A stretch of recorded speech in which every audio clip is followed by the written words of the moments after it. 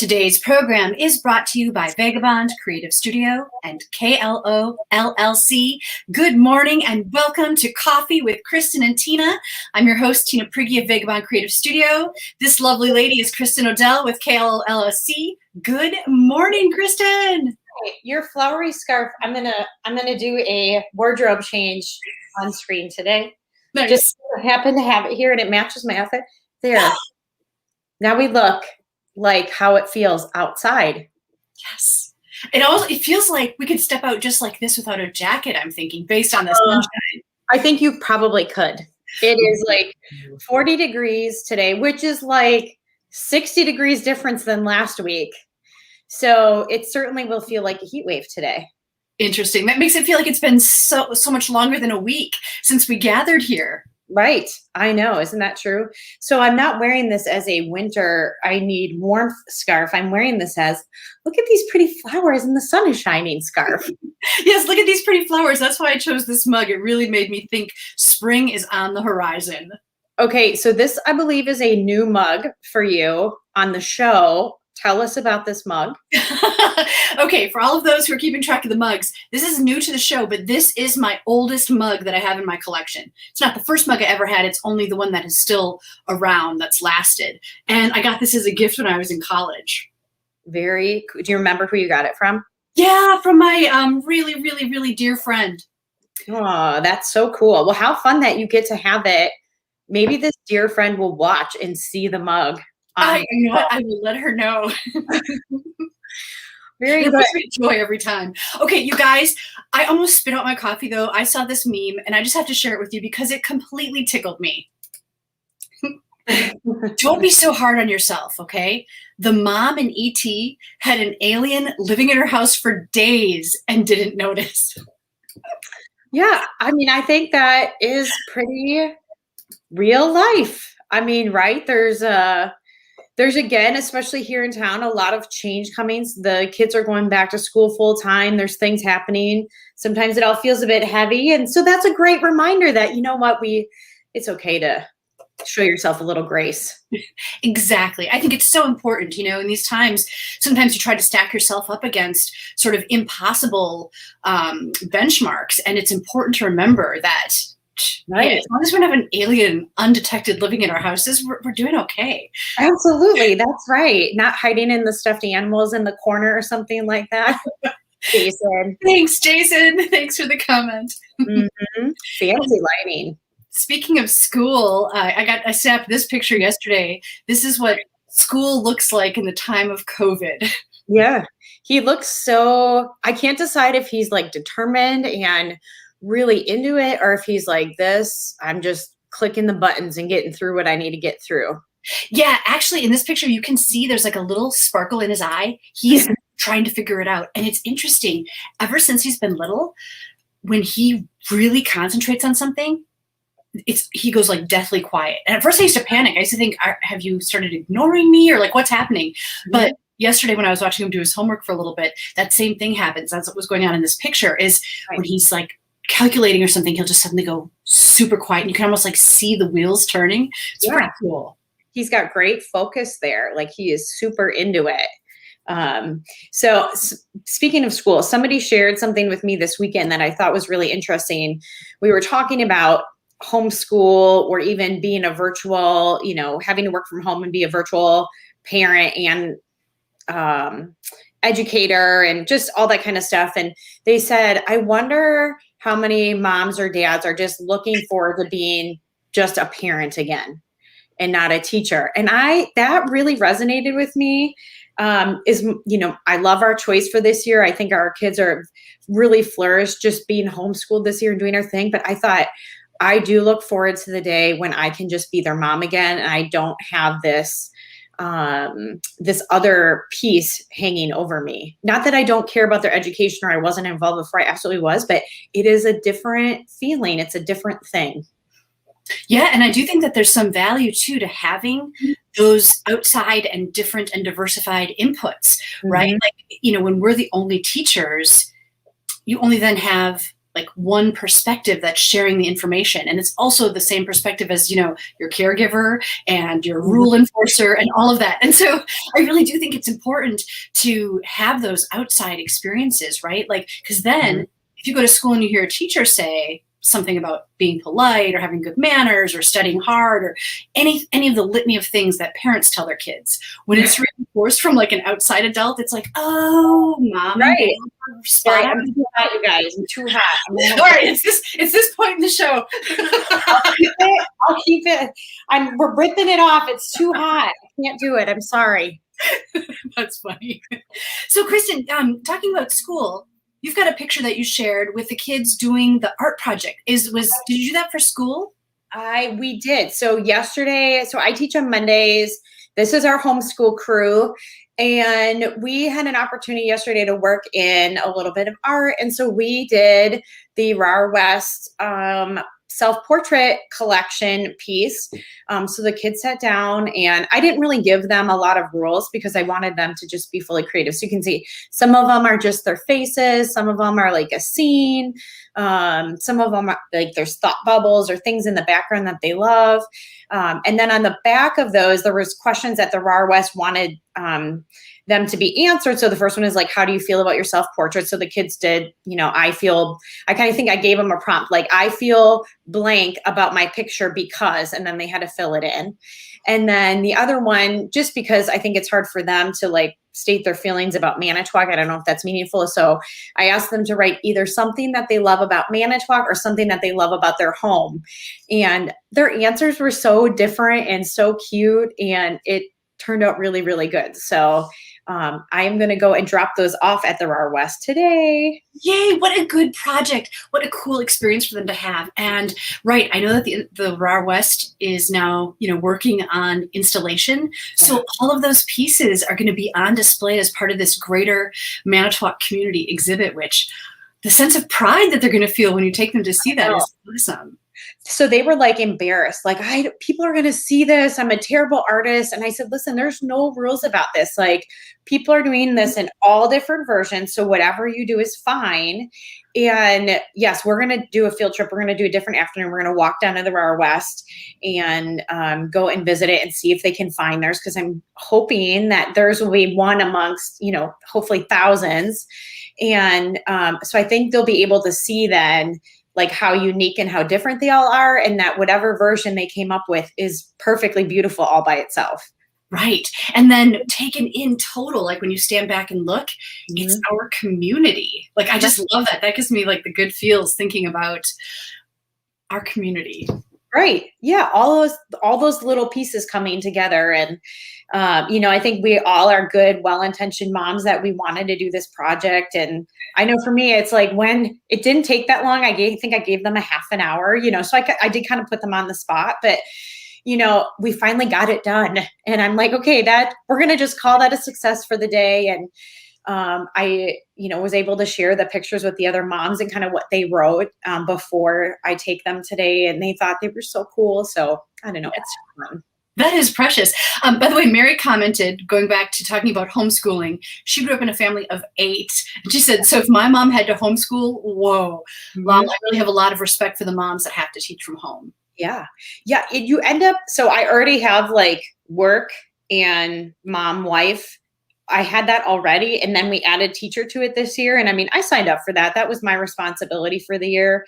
And it's gone very well, but it is exhausting because there's no focus on any one of those things. They're all happening at the same time. And, so I'm just, it's all subject too. Like, Kristin, do you want me to, there's a picture that you shared. Did you say it was a science experiment?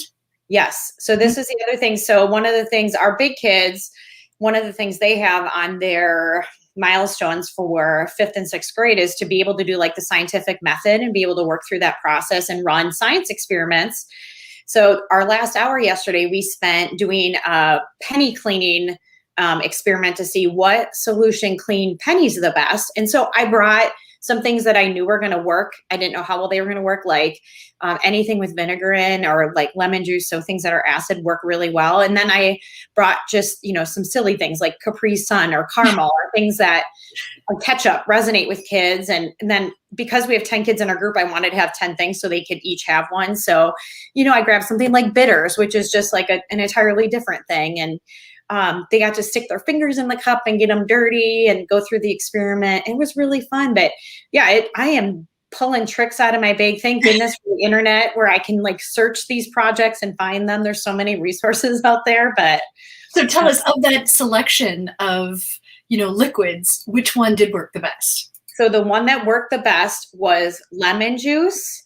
And a very, very close second was the pickled jalapeno pepper juice solution, which I was a little bit surprised about. And maybe if I had regular vinegar, that might have taken the lead. I thought the apple cider vinegar was going to be good. It worked. It cleaned the penny, but not as good as those other two. But even things like the ketchup, like the kids speculated that ketchup was going to work well. One of their hypotheses was because it was sticky, that it would actually like work into the penny and get it cleaner. And we did see like black when we rubbed them. They all got rubbed after with paper towel. You could see black coming off of them, even from something like ketchup. So, they weren't entirely wrong in their. Yeah, the ketchup actually makes sense because it's got that acidic tomato base. Right. Right. And the caramel one, the penny got really shiny. It was still dirty, but it was like polished. It was bizarre. So, kids like apple cider vinegar is so potent that like they're smelling their cup and laughing. And it was fun and chaotic all at the same time. They probably don't have a lot of experience with apple cider vinegar. I mean, what a good experience to be introduced to some of those different items as well. Well, or even we were talking about the jalapeno juice. So it's not as strong as like handling a jalapeno, but I'm like, please take a wet wipe and like wash your fingers and wash under your fingernails. And then as soon as you get home, wash your hands with soap again, because I don't want them to like get peppers in their eyes or something like that. So no, that's not a fun experience. No. Well, I was looking at recipes and I came across this recipe, and, we were talking about all these different things you tried on the penny. And this recipe at the bottom, it calls for a cup of cool brewed coffee. Or water, but like coffee instead of water, which I thought was super interesting. And I called my mom about it.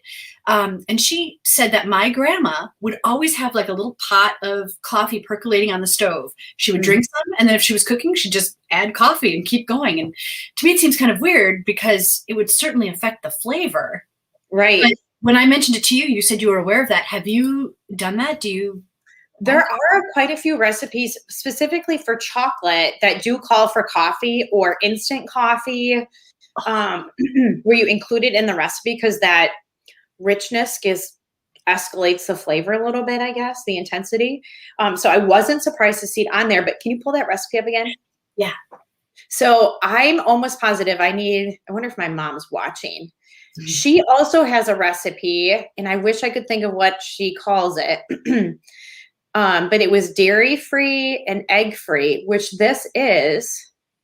And I see that it's called the depression cake, and I wish I could think of what it is. You guys, I'll have this by next weekend, or I'll text her while I'm on the show here. But yeah, it's one of those things where like they didn't maybe have a lot of supplies around, although vanilla extract would be probably a luxury. But yeah, such a simple recipe, and yeah, that nice coffee in there. And I do love the fact that it is not wasting any resources, right? Like if you've got your pot of coffee already going and you need water, to just use it. And, maybe, when you say now the connection with cake, that totally makes sense. You're right. Coffee and chocolate go so well together. I think in my mind, I was thinking when she said, oh, she would just take the coffee and add it whenever she needed water. Right. Maybe that didn't mean like if she was making chicken or something, you know what I mean? Like in my mind, I think I thought she would just substitute coffee everywhere, but maybe it was only with desserts or chocolates. Right. That could be. You'll have to check it out. The other thing I thought about as it relates to coffee is I have seen like tenderloin recipes where you pack it with coffee grounds and then sear that on there again as like a flavor profile thing. So I don't know if any of you have had like steak encrusted with coffee before, but And I wonder if the caffeine carries through in that case. I don't know. That's a great question. I would think that it would. How could it not? Interesting. So if you're watching this, let us know too. Do you have like tips or things in the kitchen that you're doing that are maybe forgotten secrets? You know, using coffee, for example. What else is out there? This one just took me by surprise. Right. I know one thing. So when it comes to meatloaf, I make a mean meatloaf, people. My mom always used like saltine crackers in her meatloaf. But I do not. I use oatmeal in mine. Oatmeal? Oh, tell me more. I use oatmeal in my meatloaf. So instead of the saltine crackers. So instead of saltine crackers, we started using oats. This was just like in an effort a number of years ago to like get away from processed things like crackers. And we still eat crackers, folks. I'm not going to, you bring out summer sausage, I'm eating crackers. But in our everyday Monday through Friday grind, so I started subbing oatmeal for the crackers instead. And I actually like it more. Like it has a nice chew texture to it. And much like what crackers does, it kind of soaks up the grease and keeps moisture in the meat. And so that's fascinating. I never thought of a substitute for the crackers. Yeah. That's what I'm talking about. I'm looking for like those sorts of ideas that like expand our minds in the kitchen and also simplify what we're doing. Doesn't Jason have these ideas? He was like a former chef. He should be full of these ideas. Oh, I'm sure he does. But you know, the shocking thing, Kristin, is supper comes every day. You can be brilliant once, but nope, you've got to do it every day. Right. Every day. So you just said a word that has become a buzzword in our house. So when I met Doug is from Ohio. He is not from here. He never said the word supper, ever.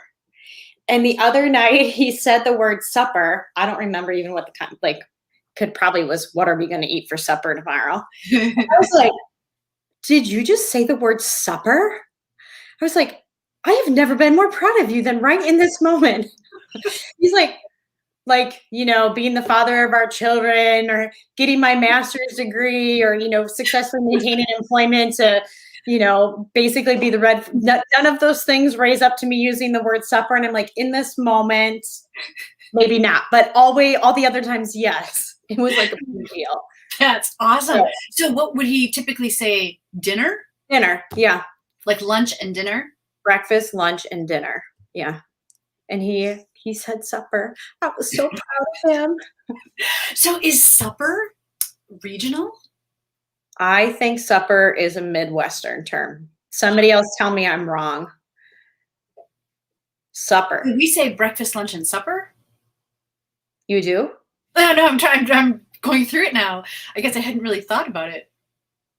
Does it say, is there menus out there that say supper on them? I mean, we have supper clubs for cripe's sakes, like. Right? And you know, I remember a long time ago, and now I'm kind of dating myself. Mary says it was always breakfast, lunch, and supper at her house. Yep. When I was little, and we would go to big family events like wedding showers or weddings themselves, the invitations would always say that there was the event, right? And then there would be like a light lunch, you know, maybe like 10 o'clock. I don't know at the time, but like later in the night as like a snack, they would have like a lunch. So that always confused me. What's that? In the evening, like post dinner. Yeah, post dinner, like post dancing, they'd bring out like bologna sandwiches and ham sandwiches and, you know, all like these little sandwich snacks. Right. Snack, but they always called it a lunch. And that, I don't know, I was always confused by that. I'm also confused by that. I don't know. We did say breakfast, lunch, and supper growing up. And somewhere along the way, I started using dinner. But we are bringing supper back in our house. So she also said, if my dad was home, lunch was dinner. Yes. So that's what I was going to say. Some people call lunch dinner. Yes. This is why I have heard that before. Yes, I have heard that. Actually, my babysitter growing up, my dear Seal, she always said dinner for lunch. Always. So I wonder if that's related to sort of the quantity of the meal. For example, like if you call it dinner, does that mean it's going to be like warm food? It's meant to be like the meal of the day, and then you have a light supper later? Or if you have lunch, that's a little lighter, and then you have dinner later? Maybe. I don't know. I feel like this maybe is going to warrant a Wikipedia search this week, and then we'll have to talk about it some more. Well, maybe it would be curious to know, Mary, if your dad was home, was there a bigger meal served because he was there, which is why maybe it was referred to as dinner, like his presence warranted dinner, but there was also a more formal meal versus like, dad's gone, here's your sandwich and, your chips, have a nice day. I don't know. Funny. Right? Yeah, I would love to know. Oh, wait, there's a comment here. Let's see what it says. Okay, Marcy says, yes, dinner is the biggest meal of the day. Okay. So like maybe you have Sunday dinner is definitely lunch then, right?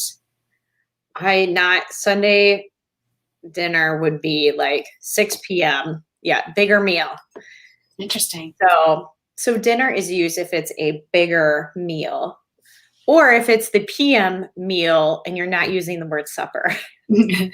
So I'm wondering, for those of you that are watching, what's your preference? Do you say supper for your evening meal, or do you call it dinner, or do you go both ways? Use them however you want. You could start calling, if you are going to have a big breakfast, maybe you could start calling that dinner because it is like going to be your biggest meal of the day. Who knows? We could all live like hobbits. We could have breakfast, second breakfast, 11sies. Yes. Dinner, lunch. I was talking about that. Grace just did a Lord of the Rings like movie study and a writing thing, and she was just talking about how they call it first breakfast and second breakfast. So I love it. The options are endless, folks. You can talk about your meals however you want. Yeah. Well, so Kristin, you sent me another meme, and this kind of ties into what we've been talking about with goals, but also about building a strong team. Right. So we talked a couple weeks ago about strengths. Like Tina, we talked about your thought pattern, and Doug actually said to me this week, like, how you described me is exactly how I am. Like he thought it was bizarre that I was able to articulate like how he processes on things. And so the combination of like what we've been working on in goals in combination with some of this discussion about strengths, I thought this was really good. So it says, to build a strong team, you must see someone else's strength as a complement to your own weakness and not a threat to your position or authority. And I think that's so meaningful because we will often look at somebody who is having success or is, maybe exceptionally talented in something and see that as something that's adversarial. And instead of maybe embracing that and saying, man, I'm going to lean into this. This person clearly has talent that I don't have. Sometimes we will turn away or create opposition there. So this is just a really great reminder that every individual in every position brings something to the table that you don't have. There's nobody that's exactly like you. And the more that you can embrace what that is and include it, the more well-rounded and strong your team is going to be. And this is for your house too, by the way. Like my kids all have unique attributes. Doug obviously brings things that I don't have. And so even for like the foundational strength of our home, that all plays into it. Right. I think it's such an important concept and a really good reminder. I think one thing that I remind myself of when confronted with that, right, is that success is not a pie. It's not like limited in quantity. It's not like if my slice of pie is bigger, then inherently someone else's slice is smaller, right? Success is an infinite quantity. So the more each of us has, the better. But the more success somebody has doesn't diminish the amount of success someone else has. And so the more we lift each other up, holy cow. Right. And I think it's easy to see, especially like we're in a smaller community. There's a lot of small businesses. You see somebody else doing something and there might be a little bit of envy or like, how do they keep doing this? And so that may get you down, but really that's an opportunity to understand and learn from somebody else and to see how can I be complimentary? Like I remember this is probably 6 or 7 years ago when I came to town and I was just starting my business. There was somebody else doing HR consulting in town. And I knew him through a friend and I reached out to him and said, can we please go and have lunch? I would love to hear about what you're doing. And really the basis that I approached him on is, I don't want to directly compete with you. I want to be complementary to what you offer so we can refer to each other. And ultimately, he ended up going and working full-time in HR, and he passed his clients off to me in the end. And, that was after a number of years, but because we had that relationship, it allowed him to continue being successful. It allowed me to start my business. And then ultimately, obviously, the path led where it was supposed to go. But there is such an opportunity to really embrace the team and embrace the strengths and the knowledge and the skills we have in our community, and be able to learn and grow from it.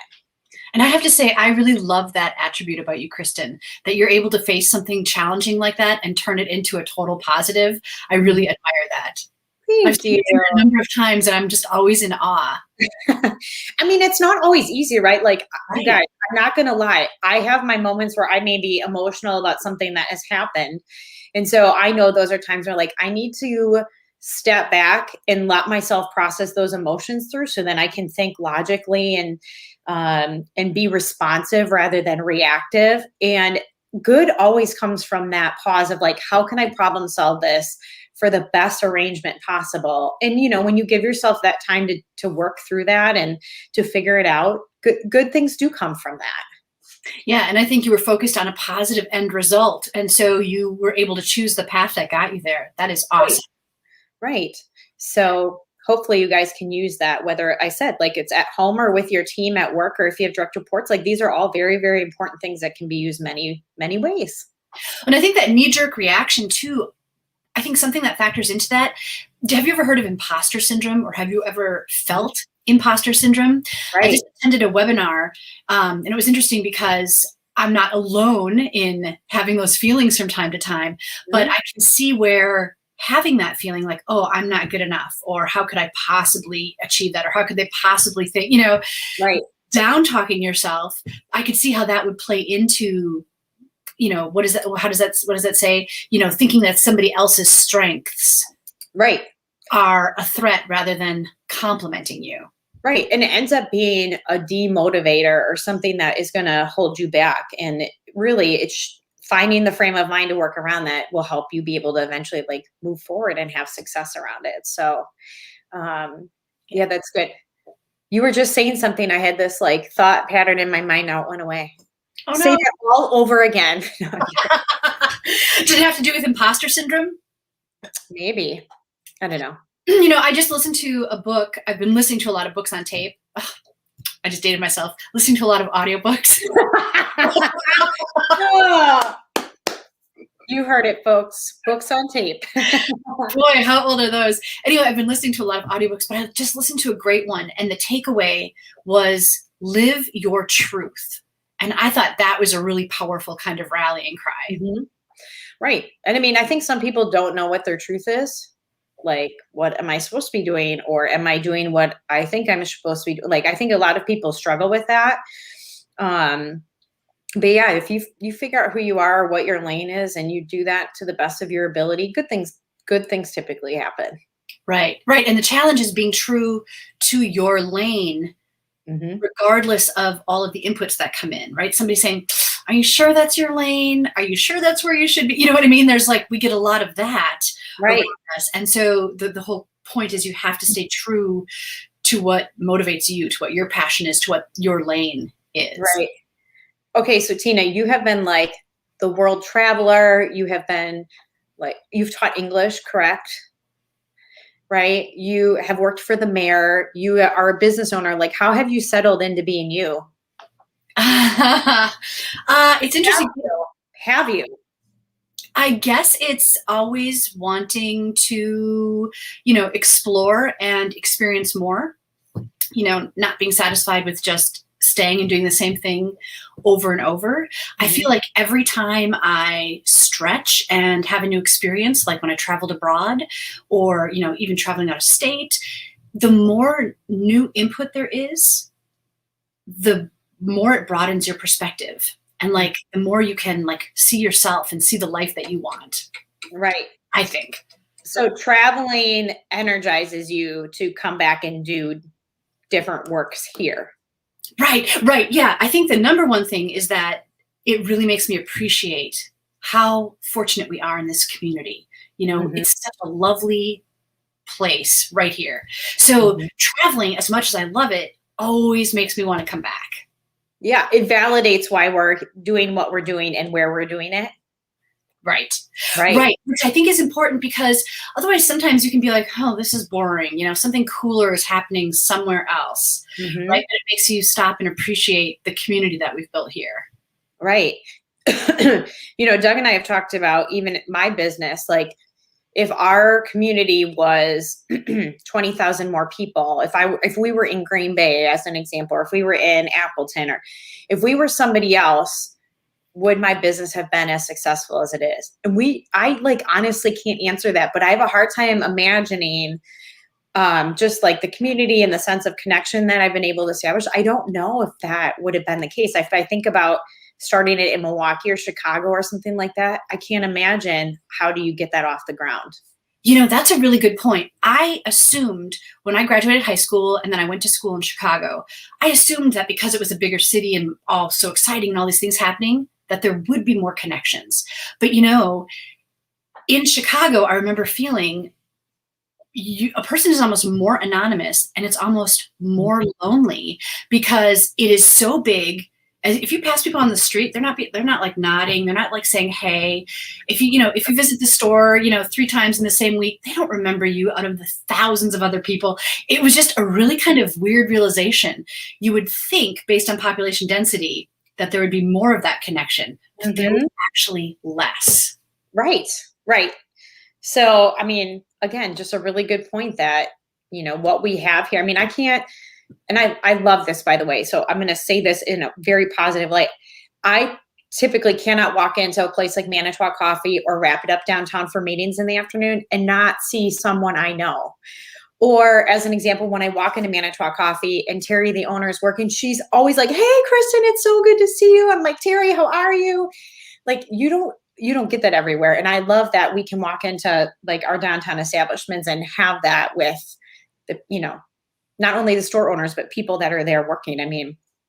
Literally last week, Wednesday, I was at Manitowoc Coffee at 7 a.m. for a meeting with somebody, and Terry was working there. Her husband was there, and I saw 2 people I knew before I left that morning. And it filled me up with energy. It was exciting to start my day by seeing these amazing people there. Yeah, I absolutely agree. Hey, there's one comment here from Amy. This is going back to our supper dinner discussion. She said supper. The big meal at 1 p.m. on Sunday was called dinner, and that was the only time. Oh, Amy, good morning. I got the pleasure of working out with Amy this morning. So, Amy, thank you so much for joining us. 1 p.m. That was the only meal on Sunday. I don't know if I'd make it with just one meal on Sunday. No. I think what she's saying is that was the only time they referred to dinner. Oh, on Sundays. I got it. Thank you for saying that. I thought it was the only time they ate a meal on Sunday. I'm like, that doesn't sound like Sunday to me. Yeah, I need these and I need second breakfast.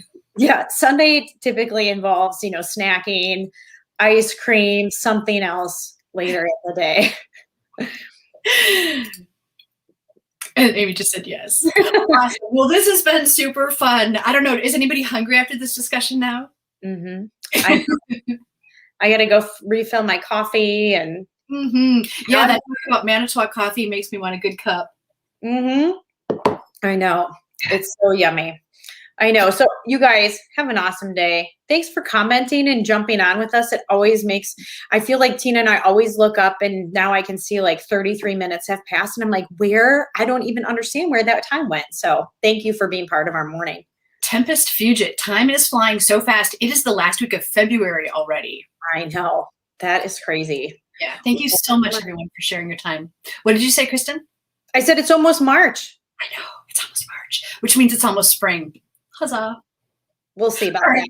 Everybody take care. We really enjoyed sharing our morning with you, and we will see you next time on Coffee with Kristin and Tina.